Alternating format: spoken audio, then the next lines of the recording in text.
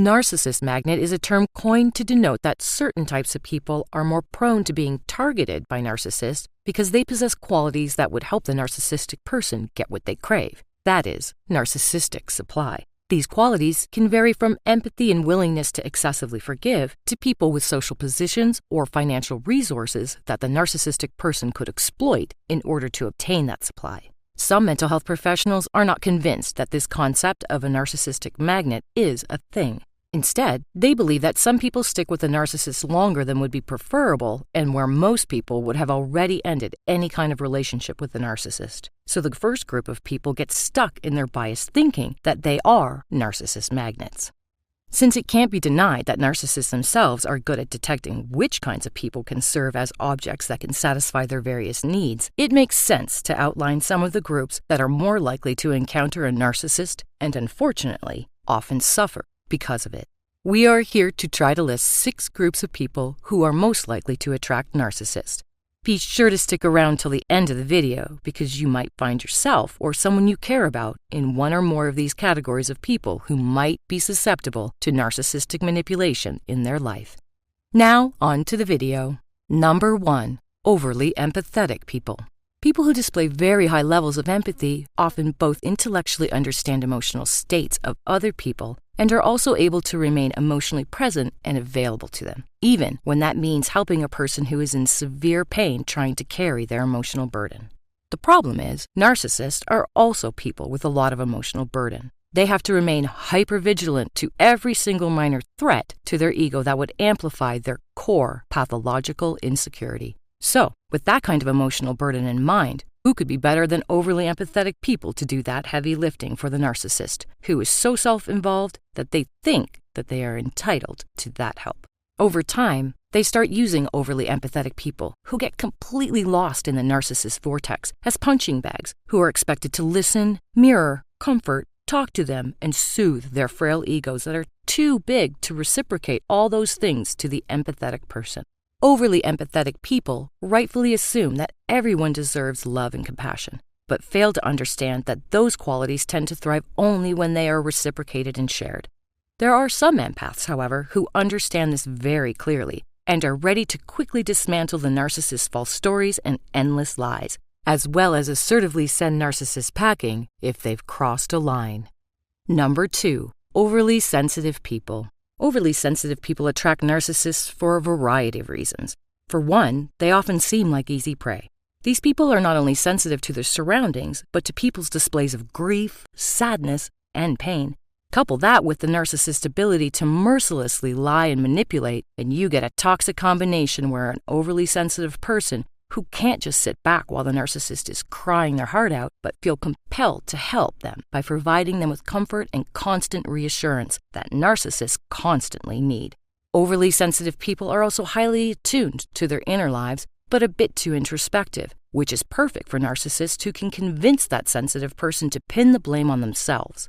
However, a more mature sensitive person is aware that their sensitivity can be used to disentangle themselves from the narcissist by plainly telling them that they have detected their egocentricity and manipulative behavior, which usually doesn't go well for the narcissist, who are hypersensitive themselves, but in a completely self-serving way.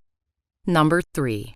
Overly forgiving people. Whether it is an innate or socialized characteristic, forgiveness is something almost redemptive and transformative. Not so much with narcissists, though.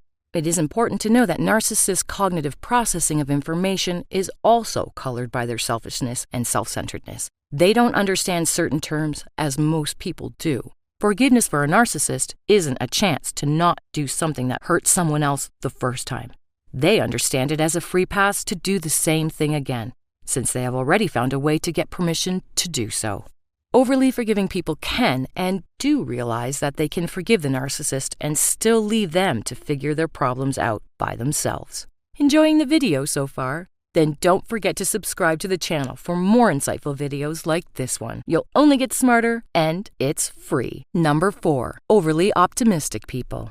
There is no denying many benefits an optimistic person can experience. Better general health, great stress resilience, ability to envision a brighter future, and some of it is even supported by psychological research. Of course, even an optimistically inclined person can be realistic about certain truths. such as the truth about toxic relations with people who are highly narcissistic. A narcissist can be drawn to overly optimistic people who can easily fuel their grandiose fantasies and keep them around by feeding them false positivity themselves, which is why optimism bias can be dangerous. Overly optimistic people can be blindsided by the amount of selfishness, manipulation, and lying a narcissist is capable of, and optimists tend to acutely feel the pain non-caring narcissists can cause them when they are no longer able to view their narcissistic behavior through the prism of optimism. Optimists can still maintain their rosy view of the world without enabling that same narcissistic behavior by painting it with the same rosy tint. Number 5. People who want to rescue everyone. A prominent trait of some empathetic people is the desire to rescue people, even those who don't want to be rescued.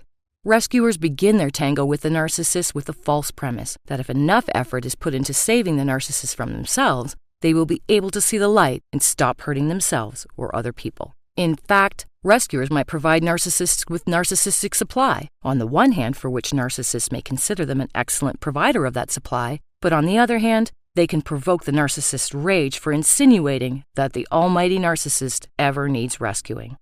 Rescuing is much needed in our damaged world, but rescuers must be made aware that some people just don't want to be rescued. Number 6.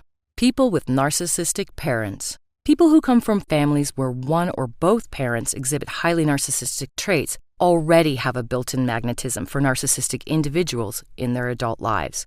Throughout childhood, they had to learn to endure the endless manipulation, triangulation, gaslighting, lies, chaos, and conflict. And since they were children who couldn't turn to anyone else for care, they also learned to equate those things with love. As adults, this confusion of love with chronic chaos, invalidation, and conflict may act as a perfect setup for entering a romantic relationship, friendship, work relationship, or any kind of relationship with the same presuppositions about what love is, which makes them very vulnerable to narcissists who need exactly that kind of person to be able to satisfy their ego-related needs through the same mechanisms this now adult person experienced with their parent or parents. Essentially, even as adults, they are willing to endure these cruel cycles of idealization, devaluation, and discarding, narcissistic rage from their narcissistic partners, friends, bosses, and sense some kind of familiarity, which is not déjà vu from past lives or anything magical or metaphysical, but a recapitulation and repetition of the same patterns they were accustomed to in their family of origin and later in life. The key to helping these people is getting into a therapeutic setting where they may be able to consciously recognize those narcissistic ties and patterns and view them as unhealthy, and hopefully make a clear distinction between love and narcissistic abuse, which would help them get into and maintain healthy relationships characterized by joy, laughter, shared values, and interests. Relationships where they get the true meaning of the word love, respect, mutuality, reciprocity, consistency, and growth.